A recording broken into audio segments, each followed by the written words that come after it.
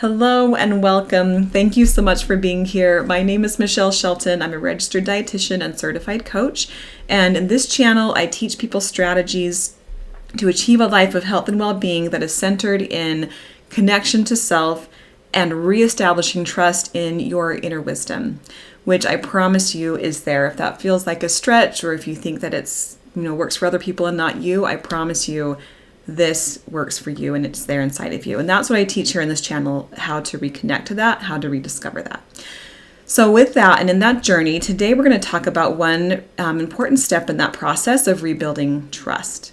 Rebuilding that trust, and it begins with sort of beginning to understand and bring awareness to the different thought tracks that we carry around health and well-being and food and eating and our bodies, right? Usually we have a lot of different sort of thoughts and stuff going on in our head around all of those things, right? It can be a really complicated space.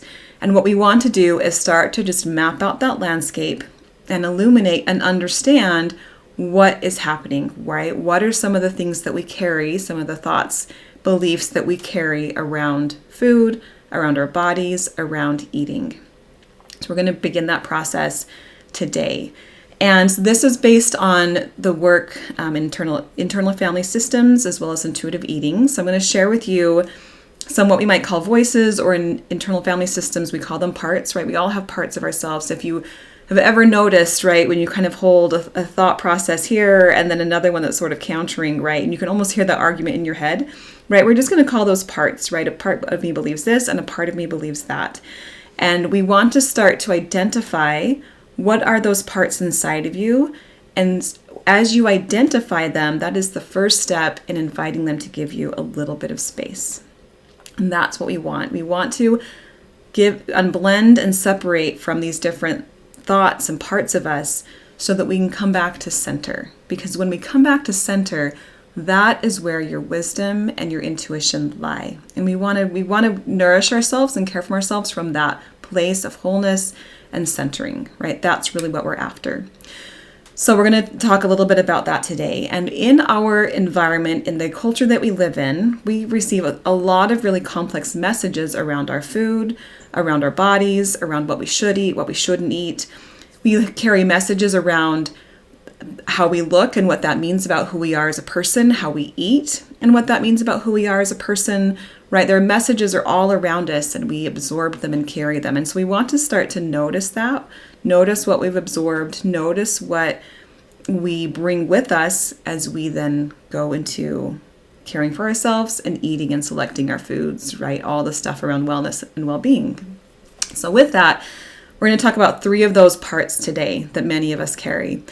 And I'm going to offer a name that's based on intuitive eating, but I want you to actually just kind of reflect and see if the kind of description resonates, and you pick the name that resonates most with you, right? I'll offer a name to you, but I want you to notice, yeah, I have that part, but for me, that part, I call it this, right? So I just want to offer that openness to you.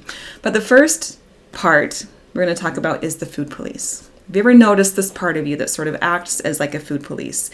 That's always kind of noticing what you're eating, and then based on that, it's giving some sort of judgment. That was the right thing to eat. That was the wrong thing to eat. That was a good food. That was a bad food. And then based on that judgment, it then gives some sort of punishment or kind of sentence, right? Because you ate this food, that means you don't have any self-control. You don't have enough willpower. You broke the rules of your diet. And because you broke those rules, you now have to do this. You now have to skip this meal, or you can only eat salad at the next meal, or you're going to have to run a few extra miles tomorrow morning, or whatever it is, right? It's sort of noticing when you broke the rules and giving you some sort of penance or sentence, or maybe it's just giving you that kind of the critical message of like, you're bad, you're wrong, you messed up, right? You're a bad person, you broke the rules. That's the food police. Most of us carry that in some form, because we hear it externally, right? There's food police kind of messaging all around us, right? So just notice when you hear that kind of thought track in your own mind. And then notice when you hear it, what that creates in your system, right? You hear that voice, and then how do you feel about that, right? What does that create in your system? What kind of a response do you notice? That's the food police. The second one that I want to offer to you, and just I want you to reflect and notice if it resonates, is the nutrition informant. So the nutrition informant works with the food police, and it's sort of always scanning the kind of the food and the environment and just giving you that notice, right? That food's got a lot of fat, that food's got a lot of carbs, that food has a lot of sugar, right? Just kind of letting you know what those foods carry and how they might violate a food rule or how they might support a food rule, right? That food's really low in calorie, it's a good one. That food's really high in calories, it's a bad one. It's really high in fat. Whatever the stuff it's kind of feeding, so that then the food police knows whether or not you're on track or not, right? And if you've ever been on any sort of diet or calorie restriction or wellness challenge, right, where you are counting calories, you probably have some version of these two parts that are helping you stay in the bounds of that challenge or that restriction or that meal plan, whatever it might be, right? You probably have those. So just start to notice and see if you can bring awareness to those thought tracks inside of your system.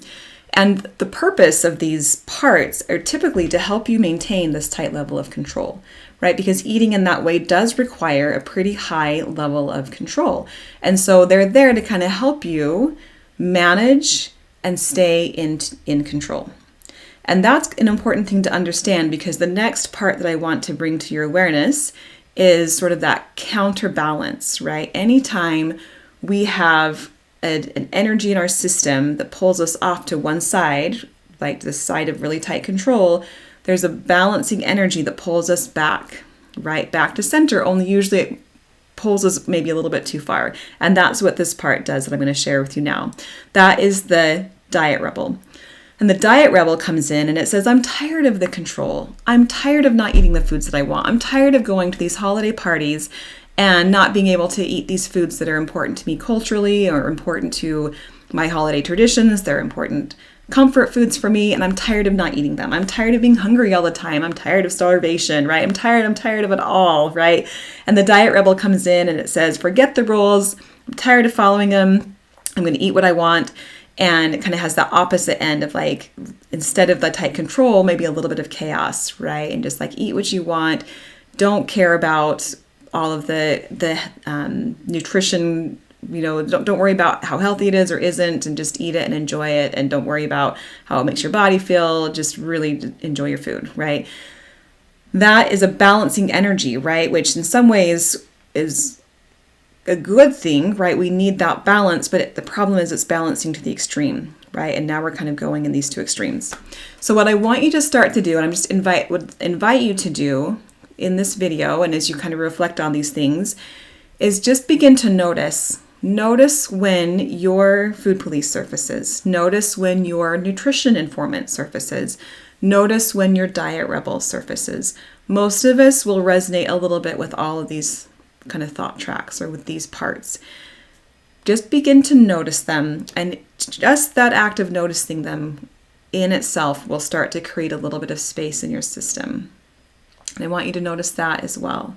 Invite that space and notice what opens up when you have a little bit of space between these parts of you and your place of wisdom, right? Start to notice them.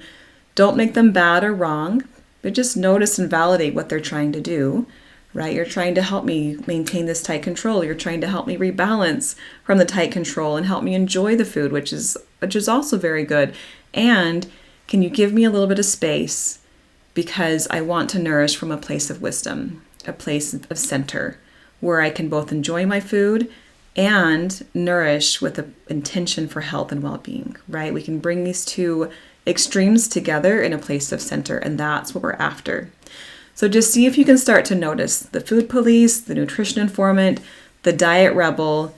Notice them when they surface. See if you can ask them for a little bit of space and start to cultivate that trust in yourself. I'd love to know how this feels, what resonates, what doesn't. Please enter any comments in the comments section and continue to follow this channel for more strategies on rebuilding that trust. This is just one step, and if it feels a little foreign or uncertain, that's normal. It is a process. So hang in there, continue to subscribe, and I will continue to teach you strategies to do that. If you are interested in more one-on-one support on your journey, you can go to nourishwhoyouare.com and you can sign up for a free coaching consultation just to learn more about what that would look like. As we work together, I will help you and support you in that journey on finding and building that relationship with these parts and reconnecting and reestablishing that trust. So you can go to nourishwhoyouare.com to learn more about that. Don't forget to hit subscribe, and I will see you in the next video.